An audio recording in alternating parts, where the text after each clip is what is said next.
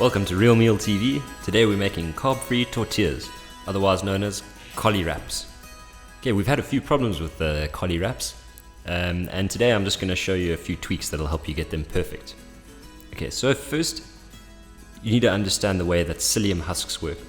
They're almost like gluten, and obviously when you're not using wheat flour, you don't have gluten to bind everything together.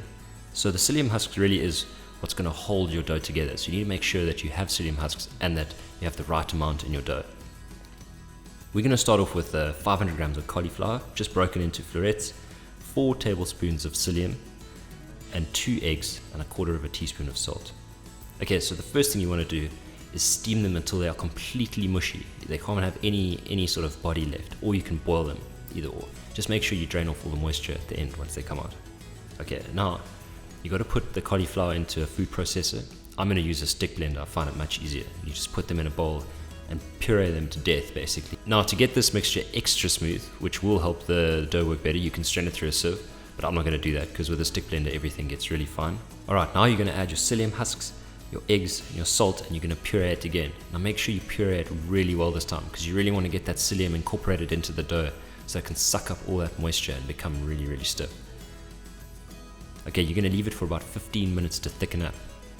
Now, after 15 minutes, if your dough doesn't look like this, it means that either your psyllium isn't as absorbent as it could be, or you haven't put in enough. So I really recommend adding a bit more psyllium and pureeing it again, and then leaving it for another 15 minutes so it can soak up, and I promise you, your dough will be perfect.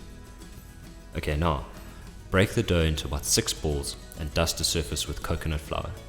I'm going to use coconut flour because it's got no carbs in it, or almost no carbs in it. You're welcome to use rice flour. Just stay away from wheat flour. It's really high in gluten and it's not really good for you. Alright, now gently. Remember, this is not a bread dough, so you're going to have to be really gentle. You're going to use a rolling pin. You're going to roll out each tortilla as thin as you can. Try to keep it in a round ball. Okay, and you're going to dust it occasionally so it doesn't stick to the counter. Okay, once you've rolled them all out, you're going to get a pan onto a medium heat. Don't add any oil to the pan, just keep it dry. And you're going to pan fry each tortilla in the pan until it's cooked. It should be nicely colored like a pancake, or in the photograph in the book on either side. Alright, so now you can either freeze the tortillas, they defrost really well, and you just retoast them or warm them in the microwave, or you can just eat them straight away, fresh off the grill. Enjoy. So that's how you make carb-free tortillas. Thanks for watching. For more episodes of Real Meal TV, check out realmealrevolution.com.